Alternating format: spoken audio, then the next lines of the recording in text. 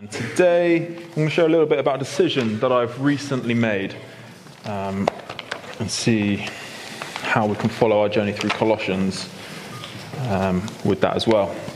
So, quite recently, I decided that I was ready to start thinking about asking the woman that I've been seeing for a few years to marry me.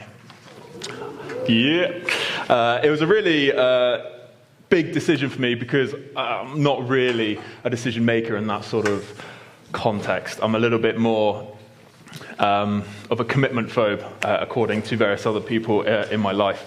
But today I want to tell you a little bit about what happened when I made that decision. I actually made the decision to start thinking about asking her to marry me. That was the real big one. And I wanted to make sure that I was in the right place for that. I wanted to make sure that I was in line with what God wanted. So I made some lists. I figured out exactly what she was like, her strengths, her weaknesses. I did a SWOT analysis. I don't know if you guys remember that from school. Strengths, weaknesses, opportunities, and threats. And I listed all these things and I wrote them all down and I prayed. I spent a huge amount of time in prayer. I dug into the Bible. I looked at Scripture. I wanted to make sure that the decision that I was making was as accurate and correct, and that God was on board as much as he could have been. I ran these sort of risk assessments, for want of a better word, and came up with a conclusion after about 6 weeks. At that point, I bought a ring. It took me 2 more weeks to build up the courage to find a time to ask her this particular question. And I was staying in Portsmouth at the time, and one Saturday Rach had come up to see me, and I said, "Babe, let's go for a nice walk." And she goes, "What? Are you crazy?" Apparently it was too late, 8 o'clock or something. It was winter, so it was dark. Anyway, I said, "Doesn't matter, I didn't want to ask you anything anyway, it's fine." So the next day, Sunday, she's about to leave, 4:30, so it's a long drive to get back here, so she's about to leave. 4:30 comes, I said, "Babe, come on, let's go for a walk." Reluctantly, she goes inside, puts on a scarf, puts her shoes on and her long trousers, and we head over to this quarry that overlooks Portsmouth. And you can see Portsmouth in front of us here, Southampton to the side, and it's dark, about 5 o'clock now, and the Isle of Wight in the background. The conversation goes on, and I find myself in the position of having an opportunity to ask her. I wanted it to be subtle. It's worth knowing that 2 weeks earlier I'd said, hypothetically, if someone was to ask you to marry them now, what would you say? And that was met with a no. So this was no man's land for all of us involved at this point. Also useful to know that as an engineer, I build redundancy into everything. So I'd spoken to her at great depth about what she wanted for a wedding. Not necessarily if she was getting married to me, just, what does your ideal wedding look like, ignoring the person. And she said that summertime was the time that she wanted to get married. And I was thinking about myself, and I thought, I don't want to wait 2 or 3 years to get married. So the next summer, it was in like 8 months or 9 months' time. So I need to sort of get a shift on with this. So I decided, I figured out how long I wanted to prepare for a wedding, what was reasonable, what was not reasonable, and then I built a little bit of a buffer there, so I didn't only have one opportunity to ask. I wanted to give myself some time, so just in case it wasn't right, I didn't want it to be forced, and just in case I chickened out a little bit. So I knew that this particular time, this was the first weekend of 3 that I could have done it, so I wasn't particularly stressed. Anyway, the opportunity arises, and I'm stood in front of her, and I get down on one knee, and I pop forward a question: "Will you marry me?" And in that moment, I kid you not, time appeared to stop. It felt like an eternity. And the thing that was going through my head wasn't that, crumbs, I'm vulnerable here, I've put it all on the line. Even though that was the case, the thing that was occurring to me was, it had taken me 6 weeks to get to a place where I thought, okay, I'm ready to ask this question. I'd done risk assessments, I'd written lists, I'd meditated, I'd prayed about it. I'd made sure that God was on board. I'd said, God is, I'd asked him, and I'd spent the time listening. I hadn't sort of prayed and then gone. I prayed and then I'd waited for a response. I'd spent time listening and meditating to make sure that I was in the right place. What pressure she must have been in those seconds as I was down there waiting for an answer. How do you make a decision like that? How can you make a decision that has such significant implications? Once that question is out there, the relationship has changed. If you say yes, you're getting married. That's big, right? If you say no, you have to call into account, is the relationship going to go on? What's happening here? The relationship that we'd had was different as soon as that question had been asked. If she didn't answer, if she said nothing, that leaves us in a no man's land. What's going on? How does that work? I think it's crazy that people are expected to make decisions like that.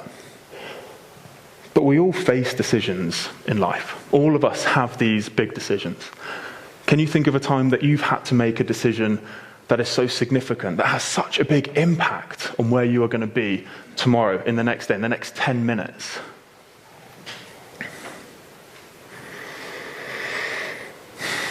The things that matter always seem to be so complicated. There are a lot of variables. There's a lot of risk for hurt, especially when it comes to the important things. Some decisions are easy to make. I know if I want to lose weight, I need to go for a tuna salad as opposed to camembert on crackers. Some decisions are a bit more difficult. I know that if I want to buy a house or buy a car, I need to account for more variables. It might require a spreadsheet. Other decisions are very important. They are huge. They are life-changing things that we find ourselves coming up against. These decisions and choices that involve friends, that involve family, that involve what we believe, our faith. How do we make these decisions? What do we look to? Do we use the media, Hollywood?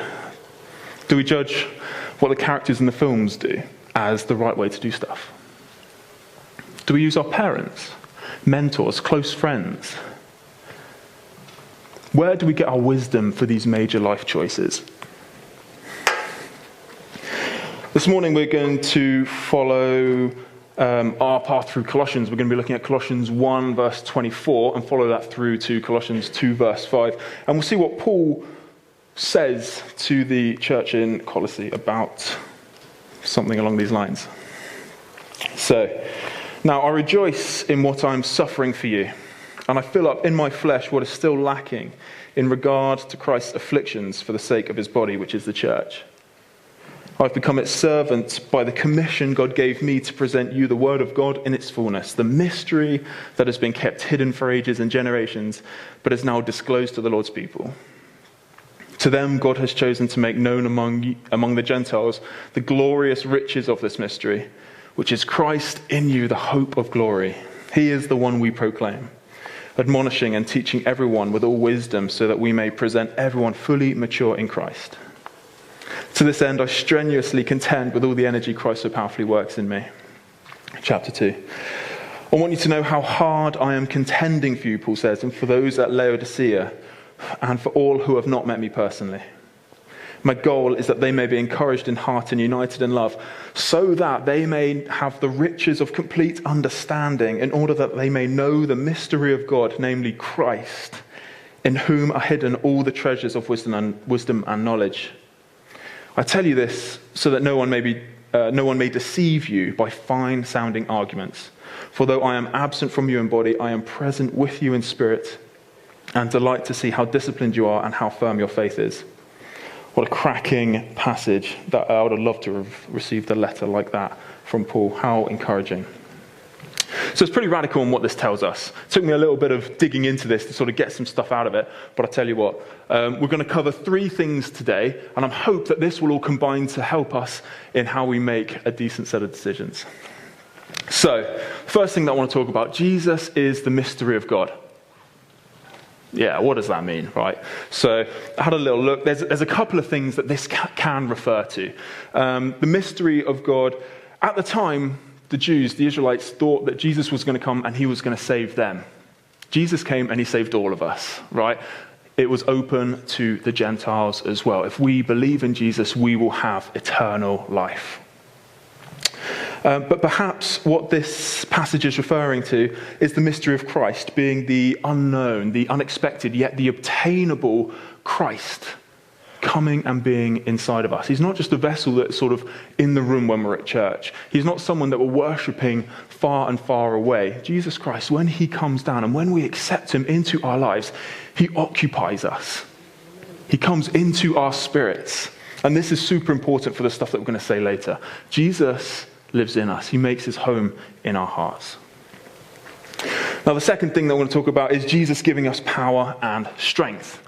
Now, if we look at the book of Judges loosely, we might be able to identify a correlation between length of hair and rate of power output. Of course, I'm referring to Samson. Unfortunately, I don't think that we all become Samsonites as soon as we accept Jesus into our life. Instead, I believe the power and strength that Jesus gives us is to do his will, to be obedient in the times that we think it's too hard, to walk the plan that he has outlined for us, and to trust him in the circumstances beyond our control. As Paul was writing this, he says he was acquainted with suffering and contending, but also aware of Christ's power in him. He says, to this end, I strenuously contend with all the energy Christ so powerfully works in me. Now, the reason that I bring this up is because sometimes I think the magnitude of the power of Christ is sometimes underestimated. We're talking about the power of Christ, turned water into wine. We're talking about the power of Christ that healed leprosy, something that takes a year on antibiotics to sort of get under control at the moment. We're talking about the power of Christ that cured blindness, restored sight. Guys, this is the power of Christ that raised people from the dead. This is the power of Christ that has conquered death. The mystery of Christ is that Christ is in us. We have this power available.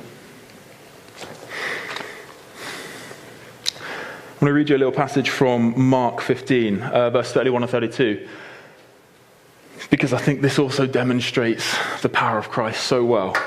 Likewise, also the chief priests mockingly said amongst themselves with the scribes, he saved others, he cannot even save himself. Let Christ, the King of Israel, descend now from the cross, that we may see and believe. It says that even those that were being crucified with him, on the cross with him, were mocking him as well. Man, it struck me as I was preparing this, the amount of pain that he must have been going through. Crucifixion. The word excruciating comes from out of crucifixion.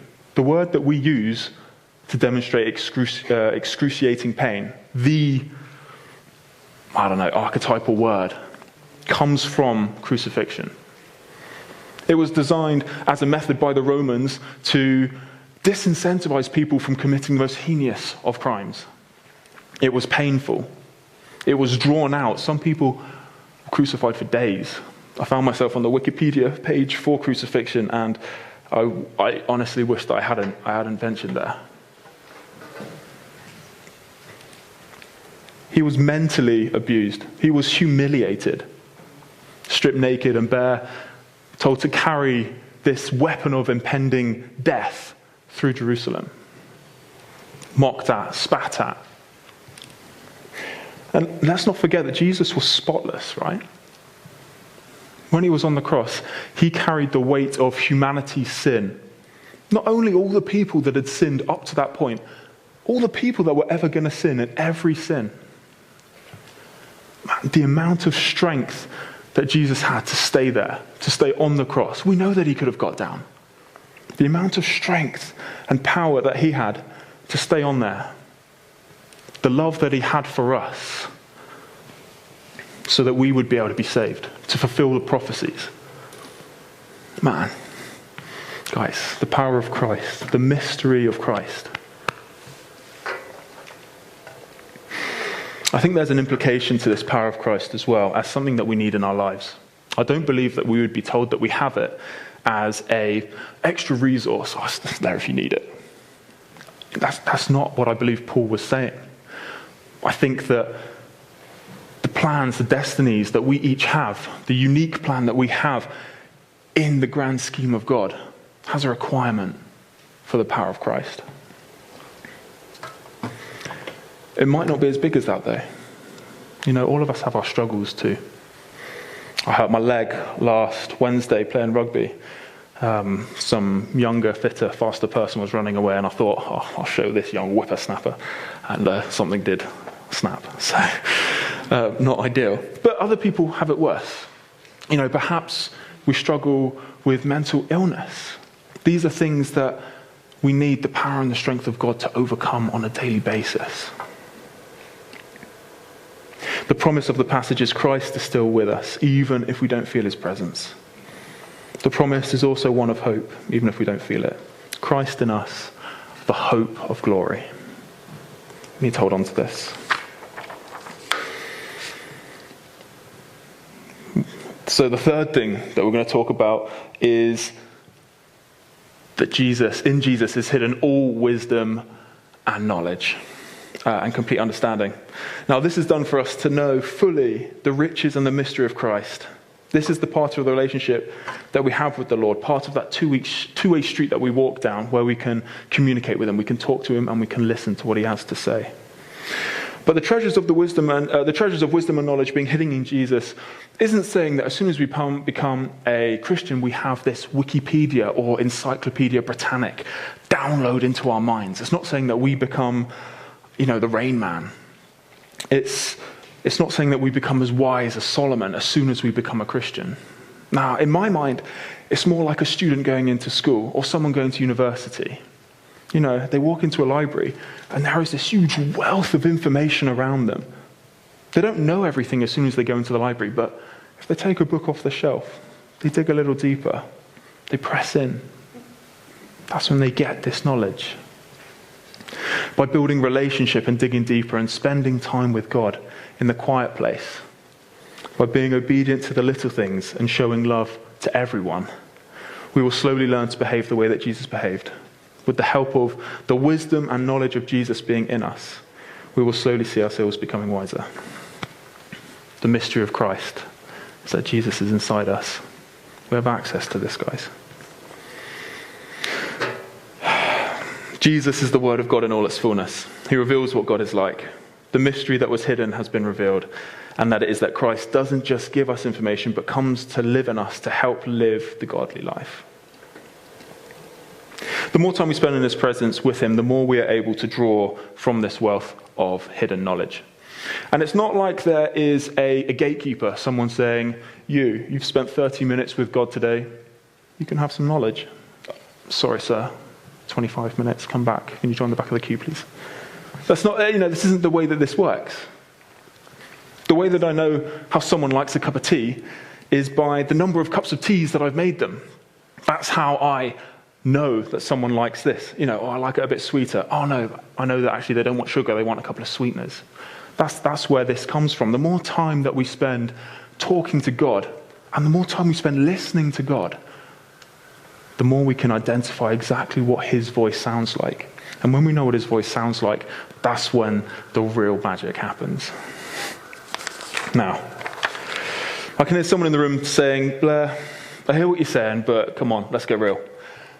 If in Jesus is hidden all wisdom and knowledge, why doesn't Jesus just give us the information that we need when we need it? And whoever was thinking that, top points. That's very good, and I'm glad that you raised it.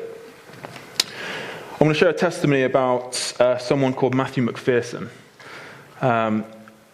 He was an entrepreneur in the States, and he shares this story about how the Lord told him that he was going to cover him in business in order that he would continue a ministry. So, my understanding is that when he was a little bit younger, he led a men's conference somewhere. I believe it was a men's conference. And he paid for his own hotel, he paid for his travel there, he stayed there, he paid for his own food. And at the end, the congregation managed to draw together $15 to cover these expenses.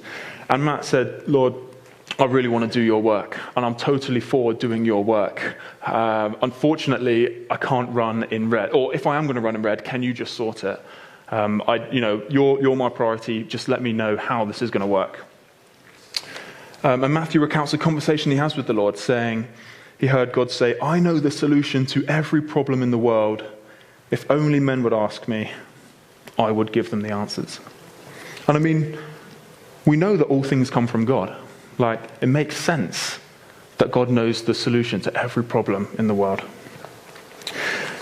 He says he fell to the floor and he cried out, the burdens on his heart. He says he told the Lord he feels like I'm being led into archery. It's a childhood hobby that he had. He said, I feel like I'm being led into archery.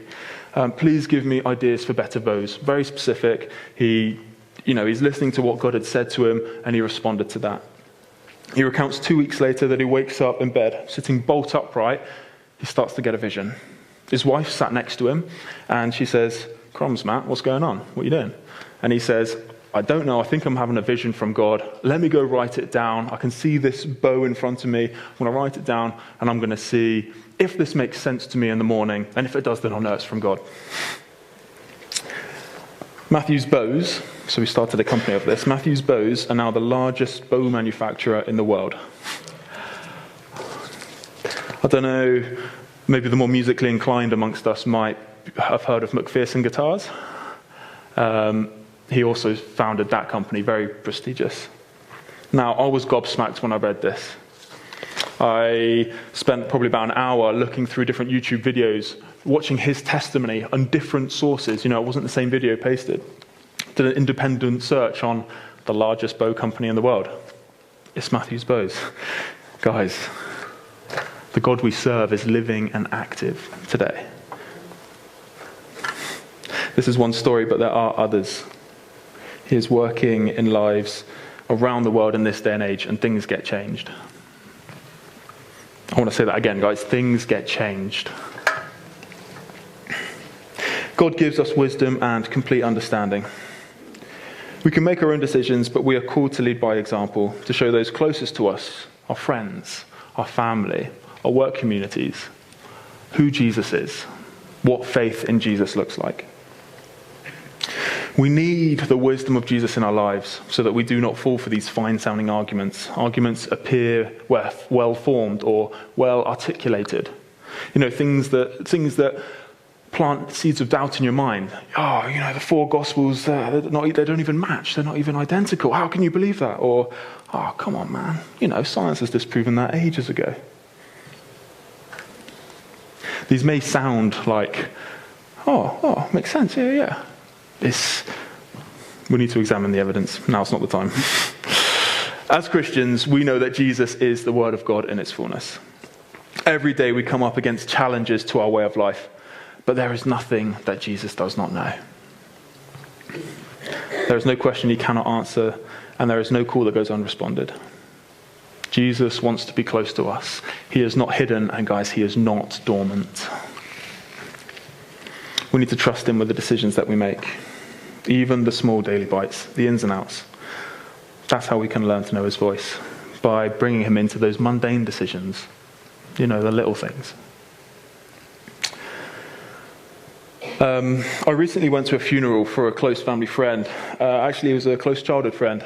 He was one of the people that I met when we first moved away from London. We moved down to Devon when I was about 8, and my mum and his mum became very close friends. He was a few years older than me. Over the years, he became my church pastor. I followed him to secondary school, followed him to university. I even did the same degree as him. As I was sitting there, as his tributes came up, he had a slot, this family decided that at his funeral they'd have a slot where people could come up and just share testimony about his life. And as I was sitting there, I was thinking, man, this guy had such an impact in my life. The amount of love that he poured into me, the amount of time that he gave me, the wisdom that he possessed. And then I was thinking, he must have been one of those people that I counted one of my closest friends. At his funeral, there were about 400 people. 2 hours of testimony came up, I suspect between 20 or 30 people. And I was flabbergasted at how many people shared the same thing. The amount of love that he poured not only into me, but into these 20 other people. And for all I know, the other 400. The light that he was in the communities that he had, the pillar of love. How reliant. There were things that were done in the secret place. People shared about how he supported them financially. And he said, I just heard God telling me to do this morning. It's God's money anyway, right? Got me thinking, what do I want to be remembered for? I want to be remembered for my obedience. I want to be remembered for being a pillar of light in a community. I want people to look at me, and I'm not there yet. I want to be remembered for people looking at me and seeing who Jesus is, It's the standard, there's something different about you. I don't know what it is, but I want to explore that. When I get to heaven, I want to talk to Jesus and I want to say, my King, I did everything that I think that you asked me to do. If I didn't hear you correctly, I'm so sorry. If I did the wrong thing, please know that I was doing it because it's what I thought you wanted me to do. I don't want to get to heaven and Jesus said, dude, you had this opportunity and you missed it. Oh, Blair, there was this thing that you could have done and this was going to be a game changer. But you're too busy playing Xbox or whatever. You're too busy playing rugby or. I want to be remembered for being a yes man for the kingdom of God. What do you want your legacy to be? Thanks for sticking with me. I forgot to start a timer, so I have no idea where I'm supposed to be. I didn't finish my story earlier. So when I asked Rach to marry me, she, unlike any other woman I know one other woman who did this, and that was my mother. She decided to take some time. She went away, and guess what she did? She made some lists. She prayed. She did a SWOT analysis. She risk assessed. She looked at the things that she was really good at and the things that I wasn't so good at, and she made sure that these things, they worked together, that we were compatible. That it wasn't just an emotional thing. She looked at if this was something that was going to be prosperous, if she would help me in my walk with God, and if I would help her in her walk with God. She made sure she was content with God, that God was on board before she gave me an answer. She went to God for wisdom on what to do, how to make this decision. And somehow she said yes. Guys, we have a job. And it's a simple job, right? We need to introduce Jesus to the people around us. We need to facilitate the introduction of Jesus to those that are in our immediate circles and further afield, right? To create an environment in our lives that facilitates the simple introduction of the Spirit to those that we're close to. When I get to eternity, I want everyone that I've ever met to be there. I don't want to get there and think, oh man, well, you know what? He was a bit of a tool anyway. Everyone that I've ever met deserves Jesus, and it is our responsibility to push that agenda. Christ teaches us how to be, with all wisdom, with dynamically, I've written it, that's what I should have said. That means that things change. We can get personal revelation.